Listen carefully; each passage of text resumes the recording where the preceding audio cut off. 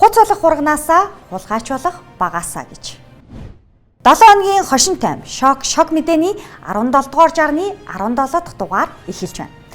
17 дахь дугаар гиснээс 17-гийн тоог хэрхэвч зүгээр байлгадаггүй ёсоор өнгөрсөн 7 хоногт 17 агентлагийн дарга нарыг ажлаас нь чөлөөлжээ.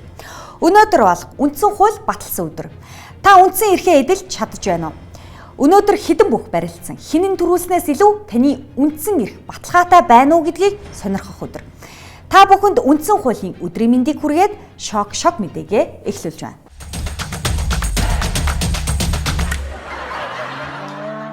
Төмөр замын хурган дарга Баттүлийн гэрээс банкны салбарт ч байхгүй 7.3 тэрбум төгрөгтэй тэнцэх доллар, юан, евро, бэлэн мөнгө илэрлээ.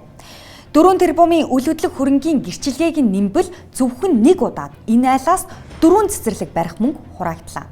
Хурган даргаас нь шүүгээ дүүрэн хулгай илэрч байгаа юм чинь хуцан дарганараас нь чингэлэгт багтахгүй их мөнгө гарах нь тодорхой байна.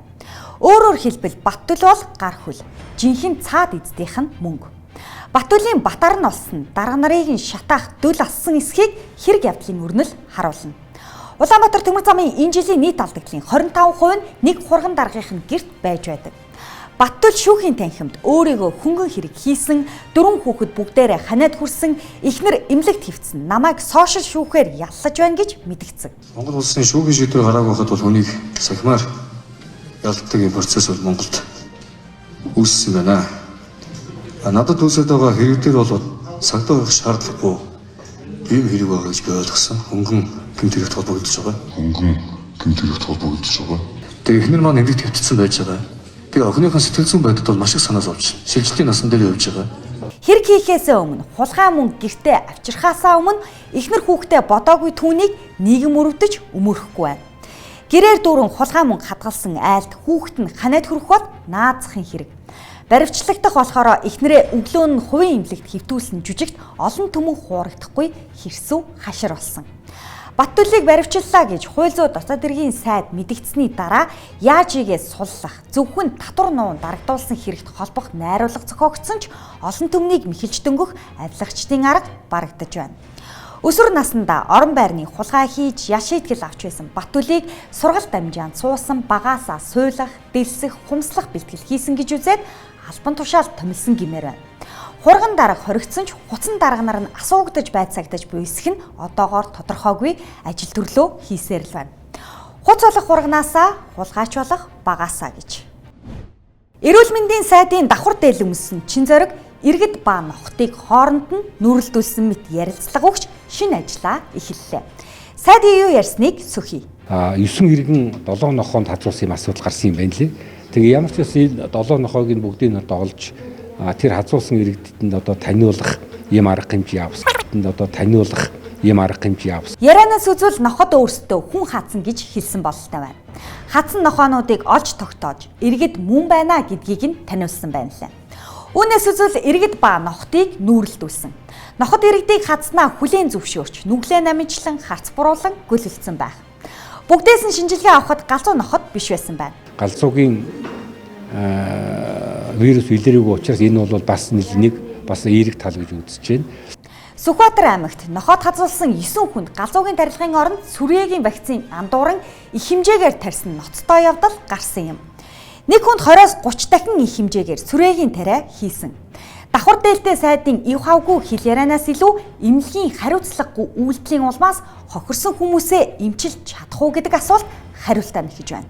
Гэхдээ нэг зүйл хэлэхэд анх удаага Монгол улсад ингээд галзуугийн эсрэг вакцины оронд сүрээгийн вакциныг өндөр дозоор тарьсан ийм асуудал гарсан учраас яг одоо сөрөг нөлөөллийг нь ямар гарах уу гэдгийг бас манайхан бас шууд одоо хэлэх боломж их багтай юм байна гэж ойлгосон.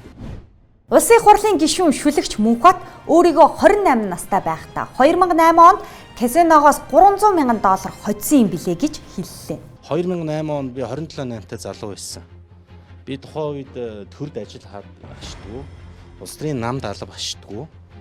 Америкийн нэгдсэн улсад би хэлний бэлтгэл сурч ирсэн. 28-стай одоо 30 хүрээгүй залуу байсан. Тэгээд тэр үед бол тоглоод тэр $100 мянган хоцсон бол үнэн юм. Тэр $100 мянган хоцсон бол үнэн юм. Өөрийгөө нээж, өөрийгөө таньж, өөрийгөө гайхсан үгийг өөрөө хэлсэн юм билээ. Мөнхбат 300 мянган доллар хоцсон юм билээч гэж Мөнхбат Солонгосын казинод 100 мянган доллар тавиад алдсан баримт юм билээ. Мөнгө хоцсон юм биш, мөнгө алдсан баримт. Ерөнхийлөгч хүрсөх ерөнхий сайд байхдаа Мөнхбатыг Солонгосын казинод согтуу хэвтэж байхад чинь авчирсан штэ. Чи бол нүүрсний хулгайч гэж мэдэгдэж байсан юм билээ. Хой.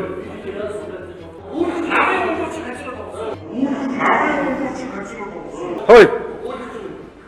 Ерөнхий сайд. Мөнхбат гишүүнд хоёулаа дугуй болж. Хоёр над ярих юм өрөөндөө очиж ярьцгаа. Мөнхбат засгийн газрын хэрэг эрхлэхийн дарга байсан.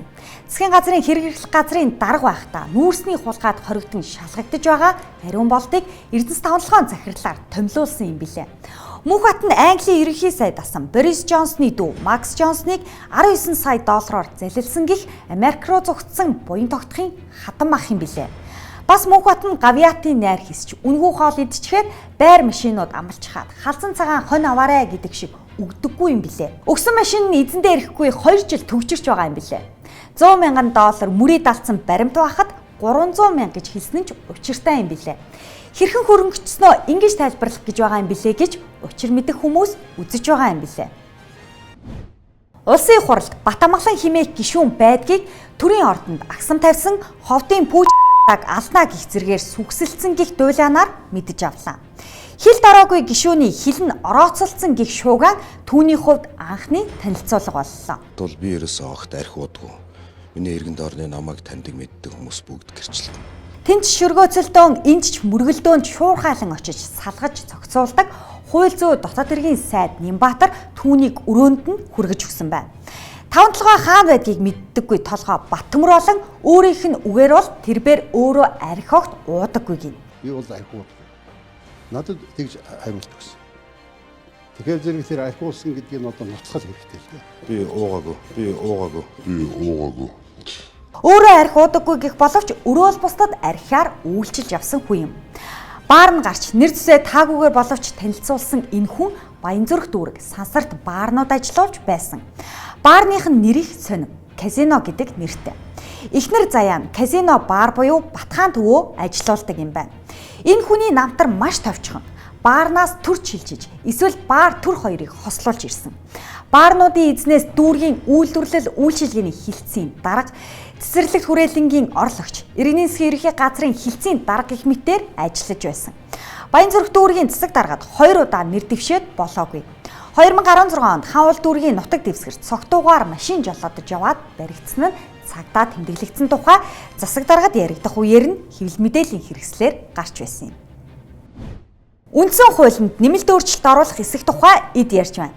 Үндсэн эрхийн тунхаг нийгмийн гэрээ болсон үндсэн хуулинд оруулах өөрчлөлтийн талаар эргэн бүр үгээ хэлэх эрхтэй. Иймд бид дараах 3 заалтыг өөрчлөх саналтай байна. Амьд явах эрхтэй гэсэн заалт бий. Хэрэгжихгүй байгаа энэ заалтыг хүн мөнгөө төлбөл амьд явах эрхтэй гэж өөрчлөх саналтай байна. Эрүүл орчинд аж төрөх, орчны тэнцэл алдагдахаас сэргийлэх эрхтэй. Энэ заалтыг утаандаа баригдсан Улаанбаатараас 1000 км алсад байрлах зарим газарт эсвэл өглөөс бусад улиралд гэж тодтогох саналтай байна. Сонгогдох эрхтэй гэж юм. Амьдрал дээр нэгэнт хэвийн бусаар хэвийн болчихсон бодит нөхцөл байдлыг тооцсон мөнгөө төлсөн сонгогдох эрхтэй, мөнгө авсан сонгох эрхтэй гэж өөрчлөх саналтай байна. Шок мэдээ хошин тайм нэвтрүүлгийн 17 дахь жарны 17 дахь дугаар энэ хүрээд өндөрлөж байна. 17 дахь дугаар үндсэн хуулийн өдөр таарсан. Бид үндсэн хуульд нэмэлт өөрчлөлт оруулах 3 саналыг хүргэлээ. Танд ч мөн санал байгаа бол комент хэсэгт үлдээгээрэй.